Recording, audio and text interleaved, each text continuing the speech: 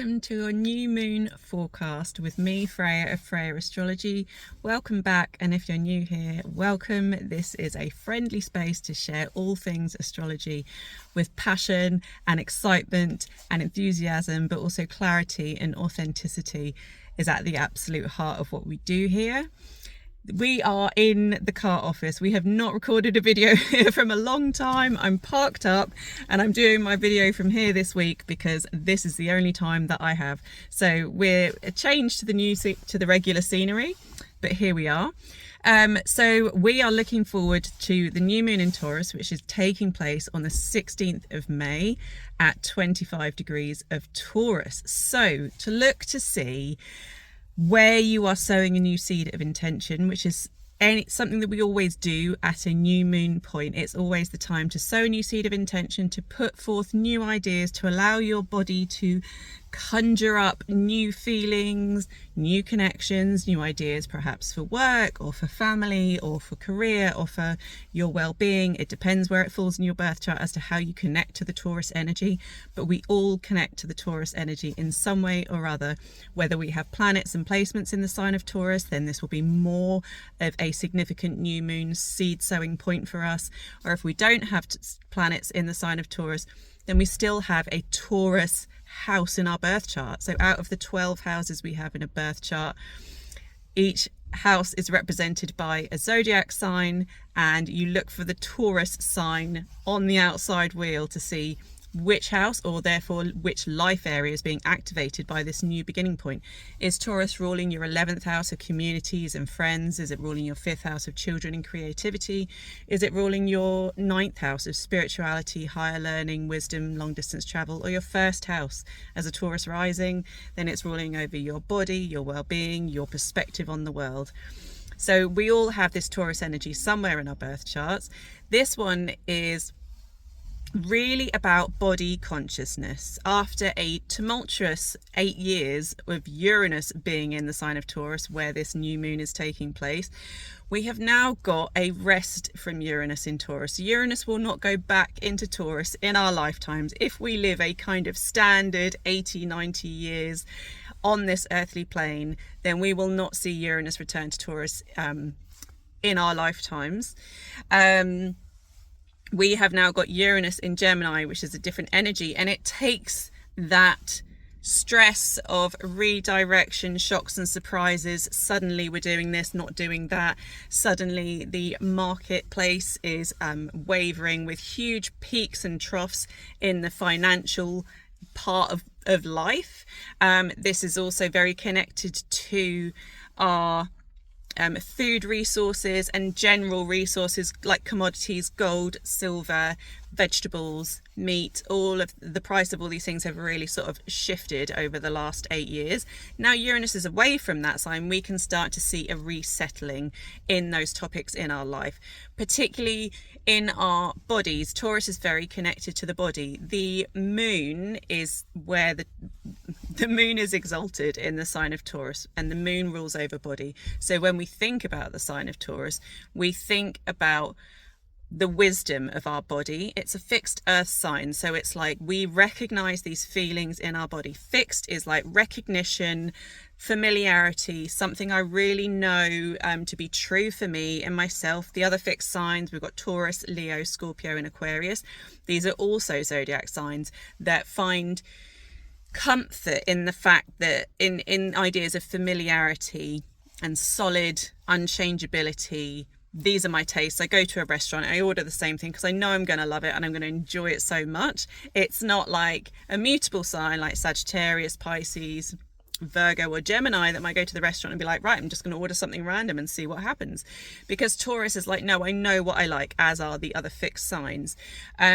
So the other fixed signs will be more impacted by this. If you have planets or points in the other fixed signs, Taurus, Leo, Scorpio and Aquarius, then this is a stronger activation point for you, because Taurus makes either a square or an opposition aspect to those other fixed signs, meaning that there is a new beginning point. You are forming something into your material reality at this new moon phase. It's not culminating, so you're not seeing this physical thing in front of you yet, but you are formulating ideas about how to go about bringing that into reality. It's like watching a vegetable garden growing from seed to flower to fruit when you finally harvest. And the full moon is the harvest point, but the new moon is putting the seed in the ground. So we're forming these new seeds of something we would like to come into fruition over the next 6 months. And it is definitely connected to nature. It's connected to our resources, our values in things. There is a connection here with materiality and that kind of lack or abundance mindset, and how each of us relates to those topics. Which side of that kind of spectrum do you sit on? Are you more lack or more kind of abundant? And what is the interplay of all of those kind of topics within our own lived experience? The new moon in Taurus is ruled by Venus. Taurus is a sign ruled by Venus. It's the fixed earth sign of Venus. So this is earthly pleasures, sensuality. We know what we like. We know how we like to feel. We like our favorite body butter in a particular scent. I keep getting jasmine at this one. Jasmine body butter, moisturizer, a beautiful well-lit bath with candles safely lighting the bathroom, bubbles pied high, maybe some chocolate ice cream in the bath at the same time. You know, Taurus is full on, let's activate all the senses. And it's ruled by a currently transiting Venus in Gemini. So there is a lot of information coming in. There might be an increased determination and desire to be consuming information, or perhaps consuming this kind of healing Taurian earthly energy, which is very grounded, but through the realms of communication, such as like Reiki sound healing, music, playing instruments yourself, perhaps using your hands, perhaps massage. That's a very Taurian thing, but massage where we really almost get a kind of visual journey going through our minds as we feel the hands kind of moving over our skin and over our body. And it's like it becomes multi-dimensional almost, and we get experiences where we hear things in our ears, we see things through our eyes, we taste things on our tongue. Taurus is very sensual, and Gemini is about all the vast variety of life in ways that we can receive information.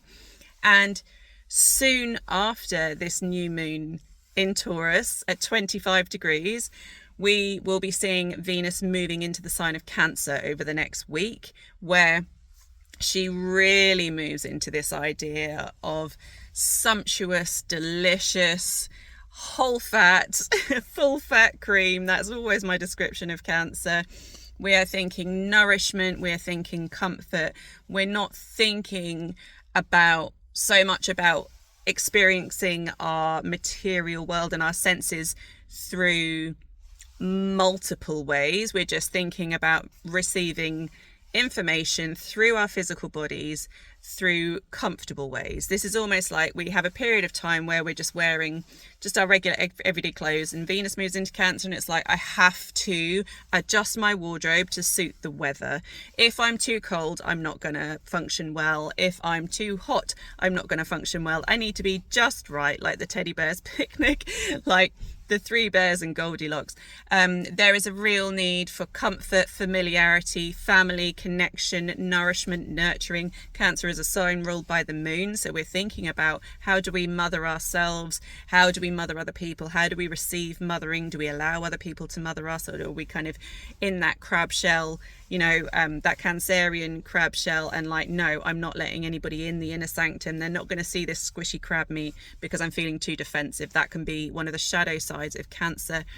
And as the journey goes on, we actually see Gemini also have another shift with this new moon. So at the new moon, Venus ruling the sign of Taurus, Venus is in Gemini, and like I say, Venus will move on into the sign of Cancer, and also in the next week, and also Mercury will move into the sign of Gemini. So there is this extra information about Gemini coming through, almost a marrying up of the mind and the body at the same time. There'll be a period of kind of 3 weeks over May where we're feeling quite aligned in terms of our body and physical senses, as well as our mental senses, and an ability to separate the two, so that our body is giving us messages, but in this very like feeling gut reaction type way, and our mind is also giving us information, and we are able to see, this is my mind talking and this is my body giving me messages. So there's like an alignment, but also a clarity with the two things as individual, separate to each other. And the final thing I would like to say, well, two things. First one being, because it's a new moon at 25 degrees of Taurus, look to see if you have any birth chart placements at kind of between 20 to 29 degrees of the fixed sign, so Taurus, Leo, Scorpio and Aquarius, because these zodiac signs are strongly aspected by the new moon, and so look for those birth chart houses as well, which are tracked by those zodiac signs, to bring in extra information. Marry up each of those birth chart houses with your Taurus birth chart house to give a broader view of what's being activated and via who. You know, the houses usually represent other people, unless we're talking about the first house, which is self. We might be bringing new ideas into light in this Taurus house of our birth chart, but we've got something in Aquarius in our 5th house, which is ruling over children and creativity, which is feeding into that new manifestation. Maybe our relationship with our children is changing and it's helping us form these new material manifestation points that we're bringing into light at this new moon. We're starting to formulate beneath the surface, and we're starting to nurture, water, put compost onto our seeds that are going to be culminating in 6 months' time. The other earth signs, so Taurus, Virgo and Capricorn, will be receiving a trine aspect, which is a positive, helpful, beautiful energy from this new moon in Taurus. So again, if you have earth placements between 20 and 29 degrees of the earth sign, so Taurus, Virgo, Capricorn, then there's something really helpful. You almost feel aligned with the universe. The universe is doing you favors, bringing in supportive elements, maybe people, maybe places, maybe divine timing, around bringing a new seed point into your consciousness. And like I say, we're receiving this through body consciousness. And that's the final thing I would like to say, is that if you track your monthly cycle, then this is one of the best new moons in which you can perhaps start a cycle tracking system that you use on a regular basis. I started doing this quite a few years ago now.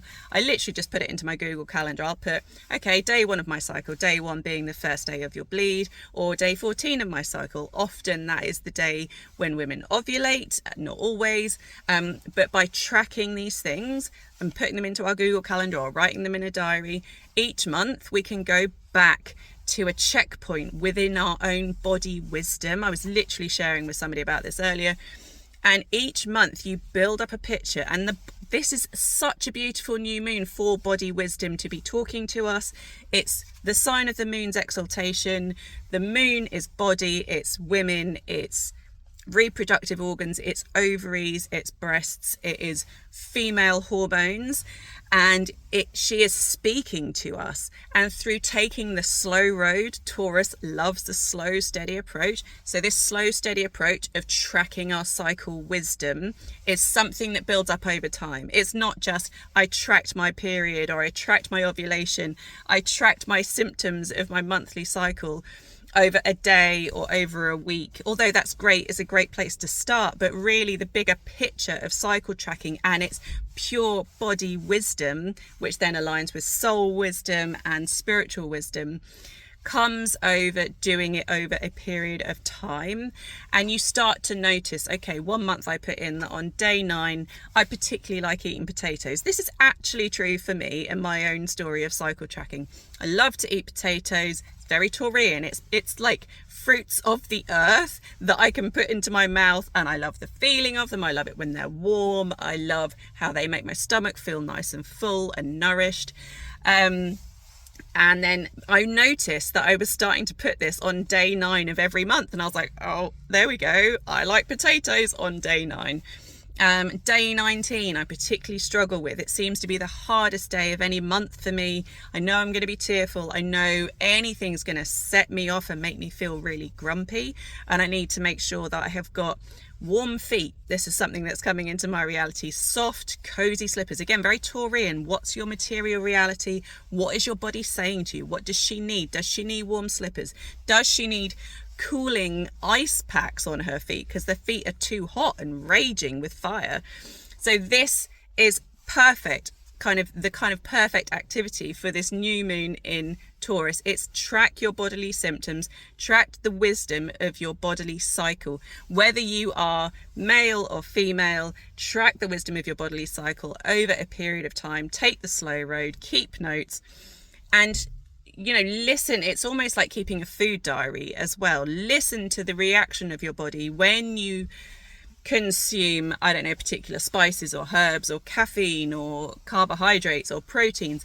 What is that spiritual wisdom? What is that bodily wisdom? Because she's always talking to you. She is always imparting new knowledge into our minds, and more so with the new moon in Taurus, into our bodies. And our bodies are always talking to us. We have to slow down and just listen to the feeling as opposed to trying to rationalize it all the time.